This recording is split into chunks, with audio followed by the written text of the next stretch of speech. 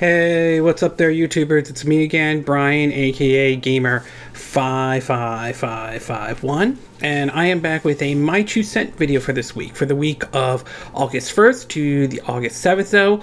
I do want to first start off by saying there won't be any video game review for this week, though. I'm working on some stuff, though, and, I got life comes at you with some stuff to do and all that stuff. The second thing I do want to point out is that apparently this is the week of Metroid's 35th anniversary, which on one hand, that's great though. I'm saying happy 35th anniversary to the Metroid series.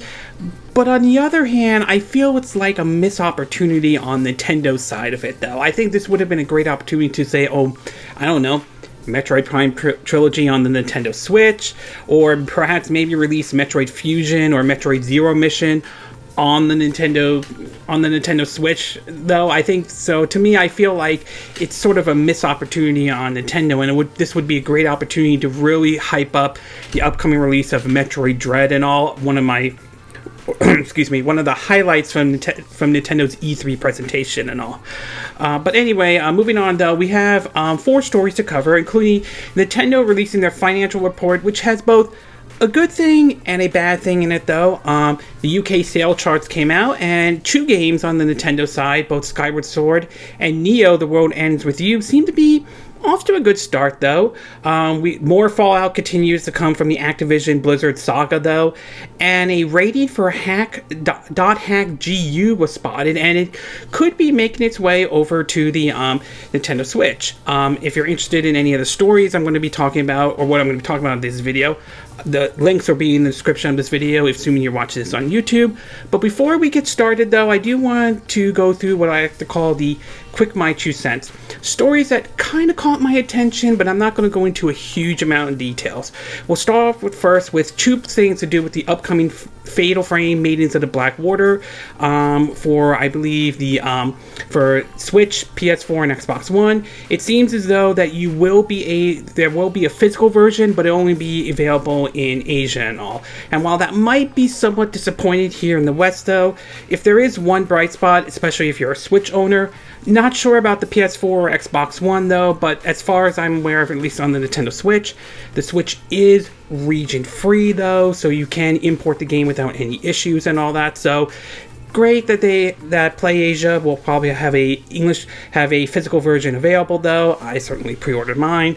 We also learned that basically the producer of Fatal Frame says Maidens of Blackwater success could lead to a sequel, which, assuming if the game does very well though, I definitely would like to see a sequel happen though. And if a sequel were to happen, I'm hoping it does come to the Nintendo Switch though, although I do remember hearing Nintendo owning some of the rights to it, so there's a good chance that could happen. But if this one does well, maybe they'll port over that Wii version of Fatal Frame 2, or even the Fatal Frame 3 game, that game that never saw the light here in the West, but was only in Japan on Nintendo Wii. That I would like to see happen, if that ever does happen though. We also learned that one of the characters from Jet Set Radio, Beat, will be in upcoming Super Monkey Ball Banana Mania, which is certainly great though, although I'm hoping this opens the door to the possibility of either a remaster or a remake of Jet Grind Radio or Jet Set Radio Future, to even maybe a third Jet Set Radio game. That certainly would be nice if that happens though. We also learned that one of the most downloadable games on the eShop in July though, in Japan though, turns out to be Monster Hunter Stories 2. I think that's great. I've been playing the game though. It's really fun though. It's worth checking out if you ever get a chance though. So great to see Monster Hunter Stories 2 is doing very well. I believe it's also doing very well on the PC. So hopefully this opens the door to a Monster Hunter's Stories 3 if that ever happens. I think odds are there's a good chance it might, but time will ultimately tell. We also learned that that Titus from Final Fantasy X, that one of the original ideas, instead of him being a blitzball player, it turns out the original idea was he was to be a plumber though. And after hearing that, I'm thinking how that would work out is beyond me. I mean, that's sort of to see Titus, the idea of Titus being a plumber instead of the blitzball player like he was in Final Fantasy X. That's certainly kind of interesting though. We also learned that basically there are some people who are pointing out something interesting regarding the Halo Infinite beta, the multiplayer, and this has to do with the fruit. Especially one picture showed when someone shot the fruit, though, that visually it didn't look impressive compared to, like, say, like a Call of Duty or anything like that, though.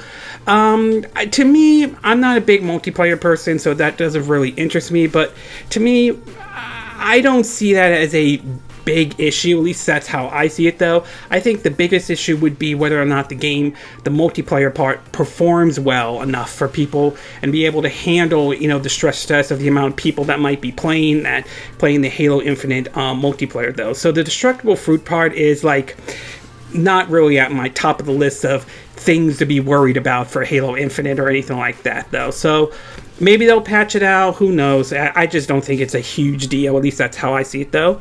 We also learned that the upcoming The Outer Worlds 2 that was announced at Microsoft's E3 event, though, is going to be running on Unreal Engine 5, which is certainly is neat, though. I know the game's going to be way off, though, but I enjoyed the first Outer Worlds, and I'm looking forward to the sequel, though.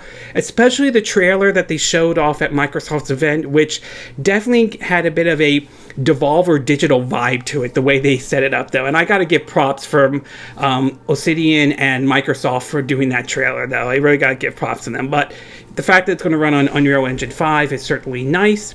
And last but certainly not least, we learned that in a fiscal earnings from EA, though, Mass Effect Legendary Edition outperformed expectations, as it seems as though EA is happy about that, which is certainly nice for the series itself. The series under EA has been hitting a rough spot. Mass Effect Andromeda, which certainly had a good idea, especially of exploring a new galaxy, was hit hard, ranging from going to Unreal to the Frostbite and a lot of the technical issues. And then, of course, we had the Anthem debacle and EA's reputation as well. So the series has sort of hit a rough spot. But with this, along with Jedi Fallen Order, both single-player games doing well, it does give some hope, though, some hope into going into the upcoming Mass Effect 4, though. That said, though, we know that a lot of the original staff at BioWare who used to work there have now either left or retired, so pressure is going to be on the staff at BioWare to really deliver with a Mass Effect 4. And I think the success of the Mass Effect Legendary Edition and Jedi Fallen Order shows that not every game needs to be a live service or an open world or anything like that. You can still make a good single player experience, and it will still do well. There is still an audience like that. Something I really think Ubisoft should really take into consideration, though. Okay, with the quick My 2 cent part now done, we'll get started with our first story, and this one has to do with a ESRB spotting of the game hackg.u, though. Now, before the Sword Art Online ever entered the picture, though, in the early 2000s, we had sort of the .hack animes and series, though. It started off on the PlayStation 2, though, and I believe it had 4 entries. It was part 1, 2, 3, and 4. I unfortunately don't know the name of the title, though. And it also had the GU series, which also made its appearance on the PS2, though, and also had an anime, though. And well, at the time, though, I really didn't get into that, though. It wasn't until like around when I started to see the Sword Art Online series and started seeing that, it did kind of make me wish, maybe go back and take a look at the .hack series, though. And for the most part, though, the series has been on the PlayStation system with a 2017 release on both the PS4 and on Steam. Well, now it seems as though Bandai Namco might be bringing the series over to the Nintendo Switch, assuming this ESRB rating is spot on, though. In an article posted on Nintendo Life, it reads that, quote, the Bandai Namco and CyberConnect 2 anime action RPG series hackg.u could be en route to Nintendo Switch based on a new rating in North America. According to the ESRB, the 4-in-1 collection hackg.u Last Recode has been given a teen rating from the hybrid system, It contains the following: alcohol reference, fantasy violence, mild blood, mild language, and suggested themes. So I'll skip the description part. You can probably read that if you want to. It reads that, quote, "If the rating is accurate, it wouldn't be the first time a Bandai Namco game has been revealed via the ESRB rating. The same thing happened to Neo no Nukin, Nikuni 2 back in May, which eventually led to an official announcement, though. hackg.u recode was originally released on the PS4 and Windows PC back in 2017. Now, granted, as of right now, though, Bandai Namco has not said anything at this moment, so we still have to wait to hear from an official confirmation, though. But I am sort of leaning towards this one possibly being true, though, and I think it certainly is nice to see a series that pretty much has sort of remained asleep, though, basically get another shot. And if it does, I think the Switch would be a great idea, considering the whole console handheld hybrid, though. Someone could point to the Steam Deck, though, which, yeah, a similar approach to a certain degree, though. If it does come to the Nintendo Switch and does very well, I am hoping this opens the door to maybe the early hack games getting another shot, though, the other .hack games. Maybe this can open the door for maybe Bandai Namco to maybe reconsider the idea of bringing the Xenogear or Xenosaga game over to the Nintendo Switch, or the Baton Kaitos, if I'm saying the name correctly, maybe revive that series and maybe bring it over to the Nintendo Switch. And maybe this can open doors for them to bring maybe more Sword Art Online and more Tales of series over to the Nintendo Switch. To me, though, and you could view this as however you want to view it, though, I view the Switch as a great system for the idea for JRPGs and RPGs in general, considering the whole console handheld hybrid, though. So I do hope that this rating, though, is accurate. I do hope this isn't a typo or anything like that, but we'll have to wait and see to hear an official announcement. So overall, I would say, although we haven't heard an official announcement, though, I'm leaning towards this one possibly being true. I hope it is true, and I hope we do see the hackg.u series come to the Nintendo Switch. And I'm hoping this opens the door to maybe reviving the .hack series, to even maybe bringing some of the .hack games, the early .hack games on the PS2, maybe remaking them and giving them another lease in life in general, though. Okay, we're going to take a quick break, and when we get back, we'll get to part 2, and this one has to do with the whole Activision Blizzard saga, which continues to go on, though, and more fallout is starting to emerge. So we'll take a quick break, and we will be right back.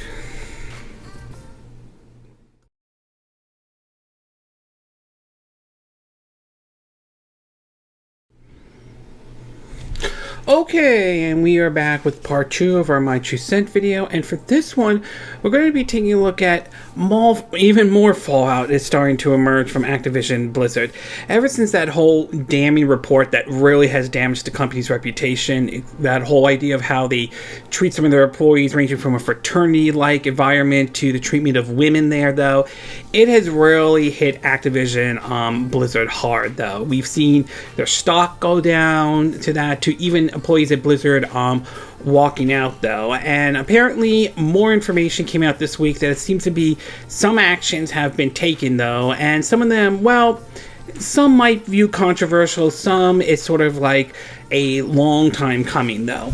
In several articles, though, we'll start off with the first one, is that it turns out the Blizzard president has departed amidst the whole sex discrimination and harassment suit against the company, though.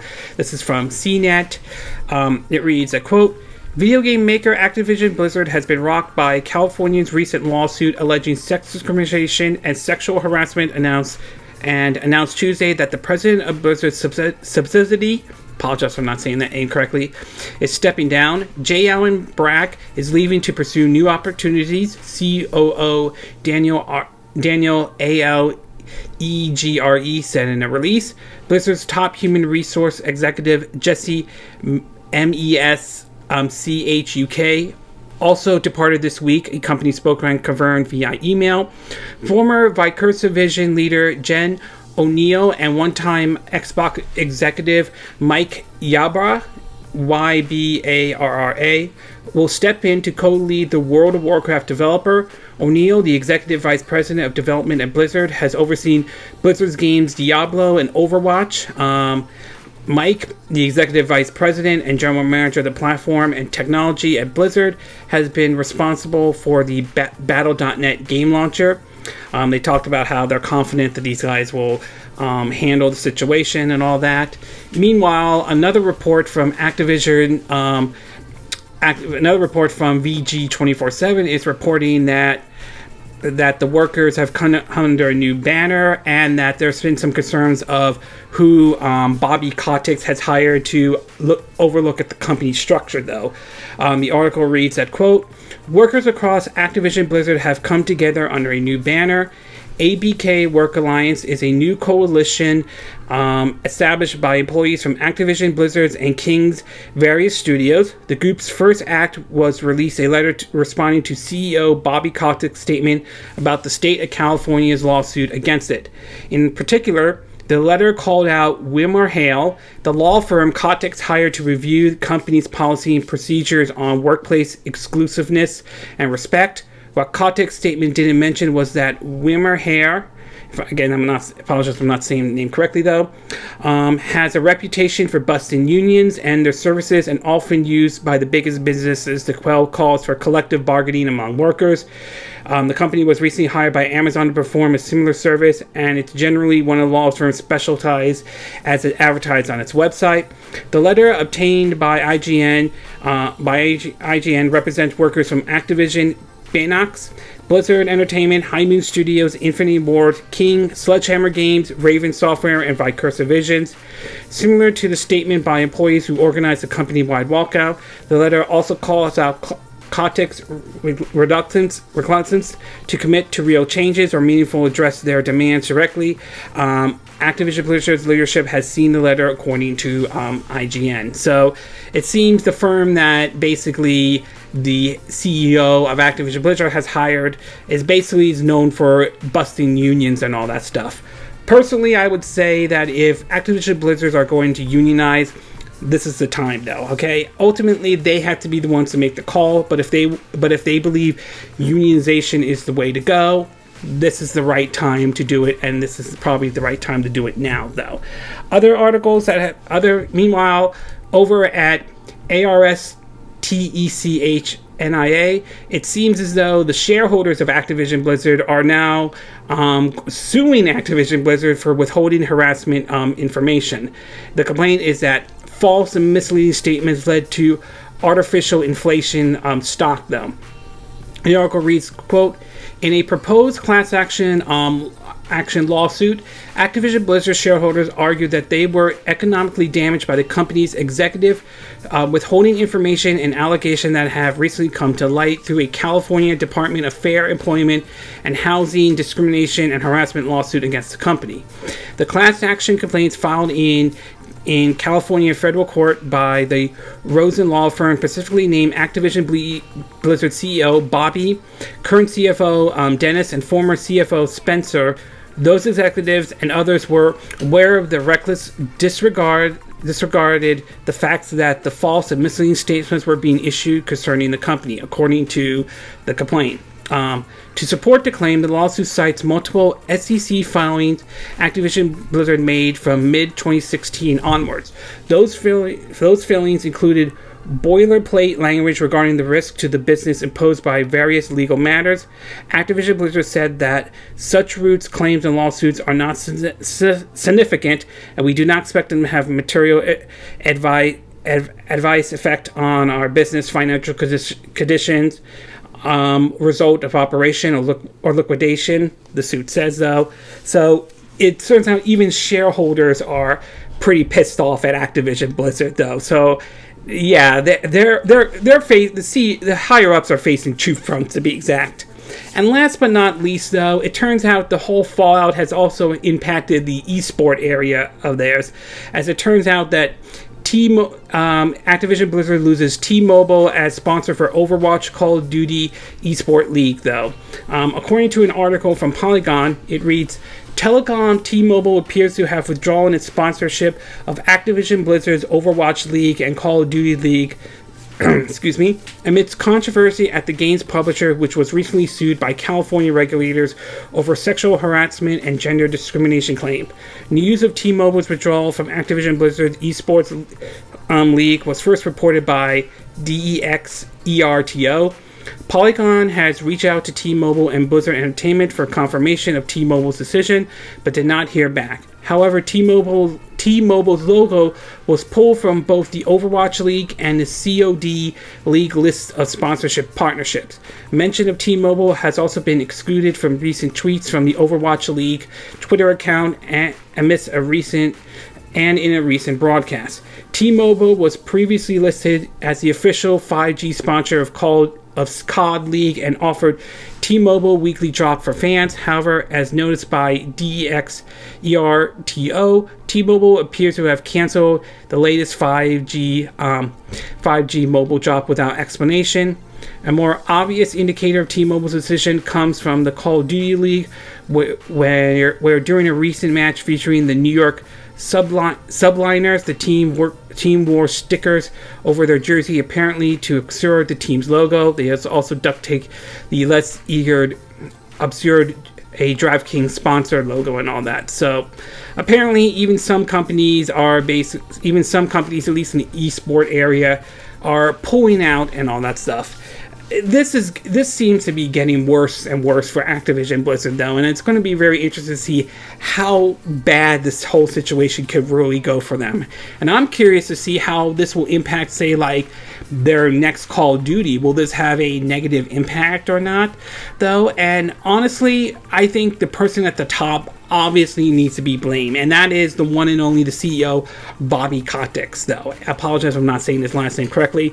And I personally do think he needs to step down. He really does. I mean, he's hurt Activision Blizzard's reputation, though. And he's hurt this before the lawsuit happens. I'm sure all of you remember where, because Activision Blizzard did not make all the money in the world, they decided to let people go, and meanwhile their CEOs and CFOs got bonuses and all that stuff. So I think the higher ups need to be held accountable, seriously needs to be held accountable, and I think Bobby Kotick needs to go. He needs to step down. So overall, this is getting worse and worse from Activision and Blizzard, and there needs to be a major overhaul, though, ranging from the higher ups need to go to, I think, the employees need to really consider unionization. And if they are truly considering unionization, if that's the direction they really want to go, this may be the time to do it, and to do it now. Okay, we're going to take a quick break. When we get back, we'll get to part 3. And this one has to do with the UK sales charts, though. And with two Switch titles apparently making their way on the list in a respectful way, though. So we'll take a quick break, and we will be right back.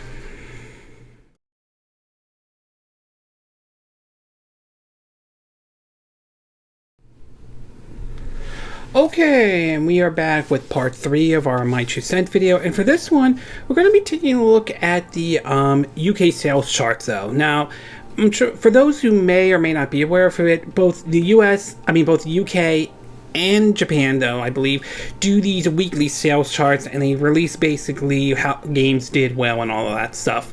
It's a little bit different than how it is here in the US, where we do it by, the NPD, which do their monthly release of how games did and all that stuff in terms of sales-wise and all. And apparently, it seems as though several games, particularly Skyward Sword and Neo: The World Ends With You, might have done okay, though. I mean, not perfect, but certainly okay, to be exact. Several articles to point that out, including, let's see if I can get where it's, okay, including from GameIndustry.biz. It reads that, quote, Codemasters FI 2021 had held the #1 spot for a second week, despite a 42% decline in sales week over week. It was a strong week for Nintendo's title. The Legend of Zelda Skyward Sword HD claims the second place once more, and is nowhere close to being overthrown despite a 44% drop in sales. Additionally, Mario Kart 8 Deluxe moves up 2 places to number 3 after a 40% uptick in sales, and is followed closely by fellow Switch giant Animal Crossing New Horizon at number 4, which enjoyed an 18% increase in sales. One title to enter the top 10 last week was Sega's Olympic Games Tokyo 2020, the official video game, no doubt driven by the beginning of the actual Olympic Games in the final week of July.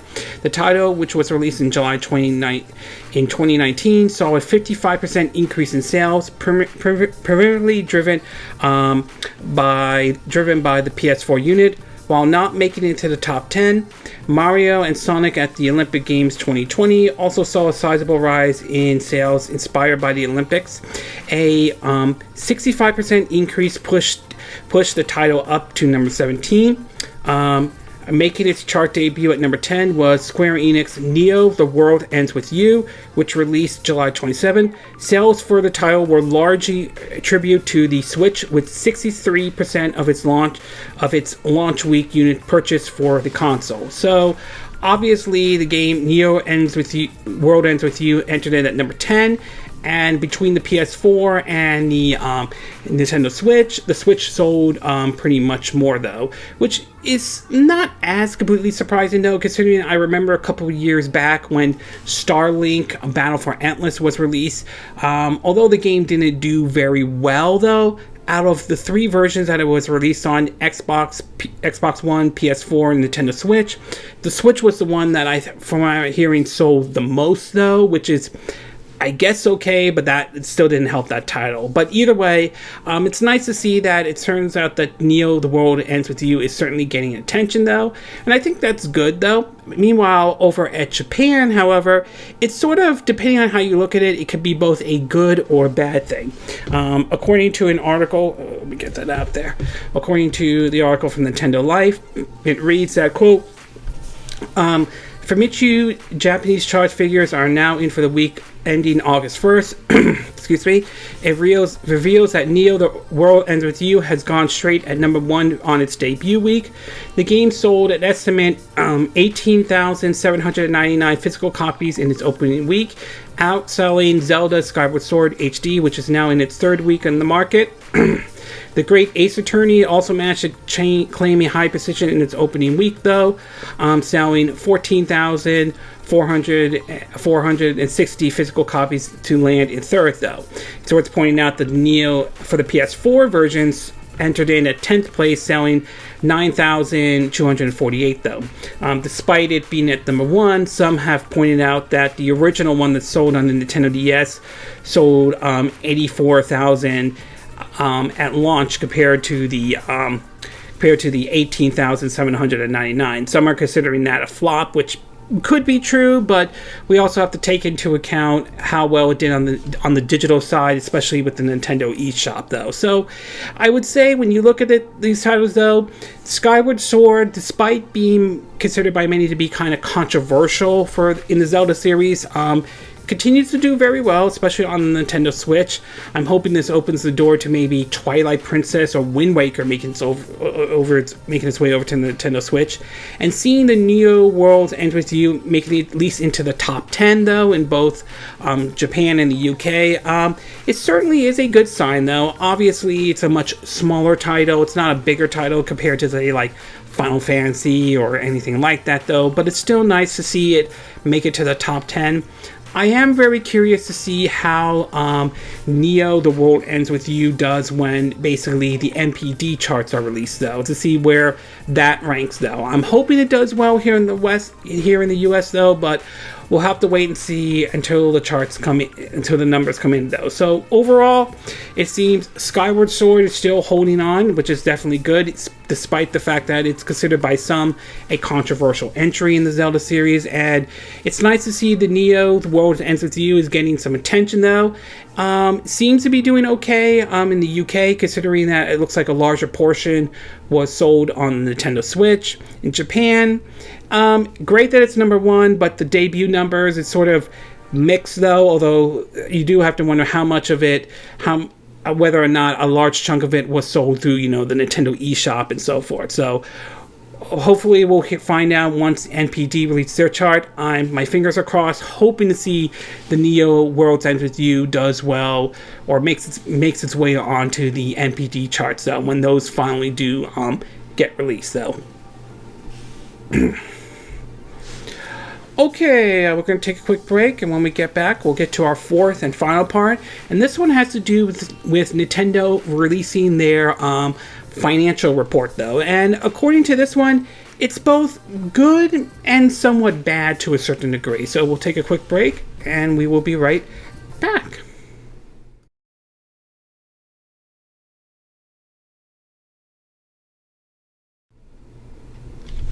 Okay, and we are back with our fourth and final part of our My 2 Cent video. And for this one, we're going to be taking a look at Nintendo's financial report, as they have officially released their final financial report for this week, compared to last week, where both Sony and Microsoft have released their financial report. And it does show that it seems to be that the Switch momentum is still continuing in a way, though, but it does look like there have been some... there's be some areas where it's like, I won't go as far as saying Nintendo is doomed, but when compared to last year's, though, it does look like some situations such as the COVID-19, where people were staying home looking for something to entertain themselves, that that boom may have come to an end. To the chip shortage situation still is having an impact though, and not only with Nintendo but with everyone, to be exact though. In Nintendo, I apologize, I clicked on the wrong one. According to their fiscal earnings though, as of right now, or as of June 30th, 2021, the Switch has sold so far 89.04 million units though, around 90 million though. I have a feeling that there's a good chance the Switch is going to hit 100 million though. I think, given where current things stand, barring something major though, I suspect that it's going to hit basically 100 million though. Meanwhile, on the software side, so far 632.40 million units have been sold though. In terms of the top selling games so far though, it seems it has Mario Kart 8 Deluxe with 37.08 million, Animal Crossing New Horizon at 33.89 million, Super Smash Bros. Ultimate at 24.77 million sold, The Legend of Zelda Breath of the Wild at 23.20 million, Pokemon Sword and Shield at 21.85 million. That's, I think, both games combined. It's unclear. They don't, as of right now, I'm not seeing exactly what the breakdown between both Sword and Shield are. Super Mario Odyssey is at 21.40 million. Super Mario Party is at 15.72 million. Pokemon Let's Go Pikachu and Eevee at 13.57 million. Splatoon 2 is at 12.45 million. And Ring Fit Adventure is at 11.26 million. And while this game didn't make it into the top selling chart so far, though, it seems that Mario Kart Super Rush seems to have done very well for Nintendo, despite some people mix about, content or features in the game. It seems that according to Nintendo via Nintendo Life, it reads that, quote, in its fiscal earnings report covering April through June 2021, Nintendo revealed that Mario Kart Super Rush sold 1.34 million units worldwide. The game only launched on the 25th of June, meaning that those 1.34 million sales, which include both physical and digital sales combined, came during the game's first 5 days on store shelves. That'll be an impressive start to life for any game, but when you consider past past sales for Mario Golf series, it's even easier to see how well Super Rush is performing.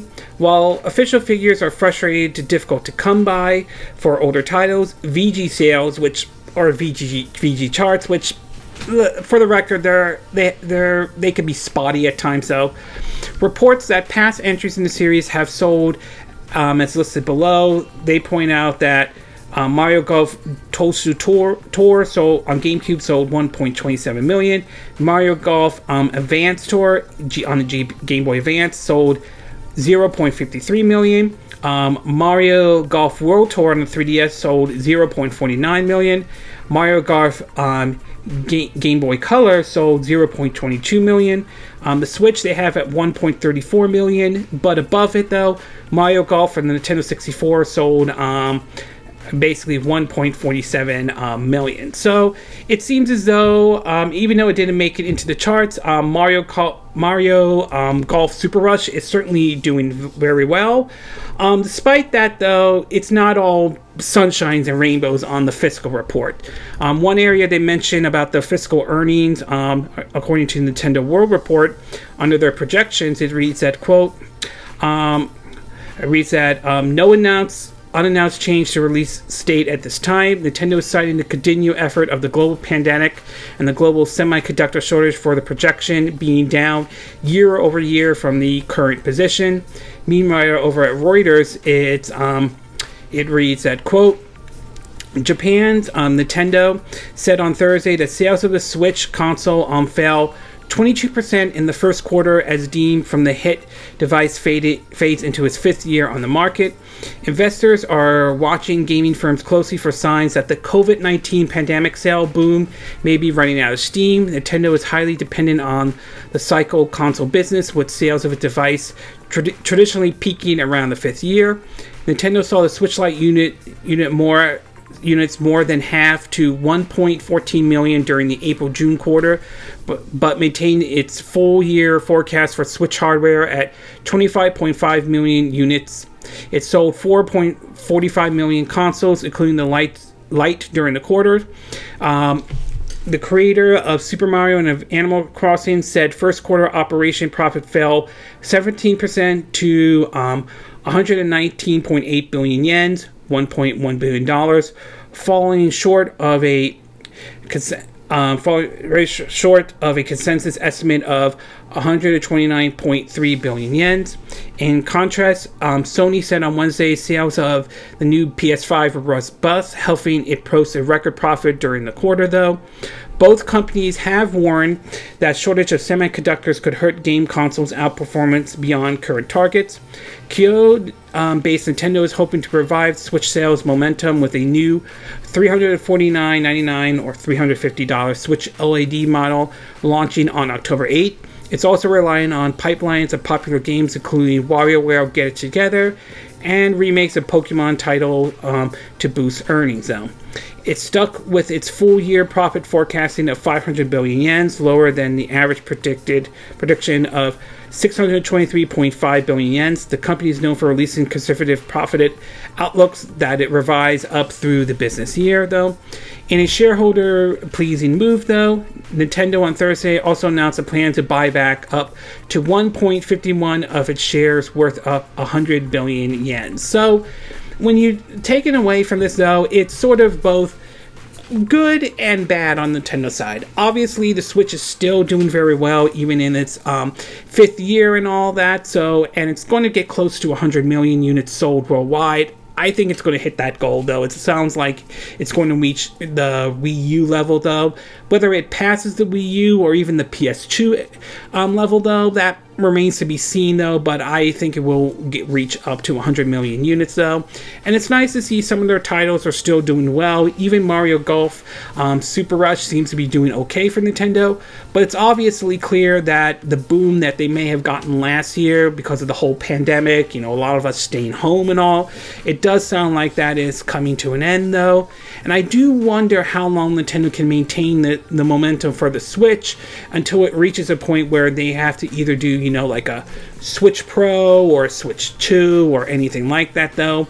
Maybe we'll hear something next year. There's always that possibility, but time will ultimately tell if it happens, though. So overall, Nintendo isn't doomed. The Switch is still doing great and all, and it's great to see some of the games are doing well, but it does look like the COVID boom that a lot of these companies have maybe got when, you know, people were staying home playing games. It does sound like that is coming to an end, though, and the semiconductor and chip shortage is still having an impact, not only with Nintendo, but Sony and Microsoft, and even non-video game companies are being impacted by this. So, yeah, I mean, it's not doom and gloom, though, but it's not 100% perfect. But either way, Nintendo's still going strong. They're not going anywhere, and the Switch is still selling very well for Nintendo, nevertheless, though.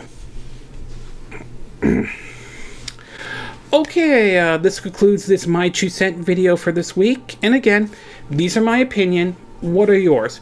What are your thoughts about the possibility that hackg.u could make its way over to the Nintendo Switch? Do you think this ESRB rating is spot on? Would you like to see this game come to the Nintendo Switch? Do you think they should bring other entries over to the Nintendo Switch? And could this open the door for maybe Bandai Namco supporting the Switch maybe a bit more than it has been in the past, though? What do you think about the situation with Activision Blizzard, though? Do you think the employees at Blizzard should unionize, and you think this is the right time to do it, though?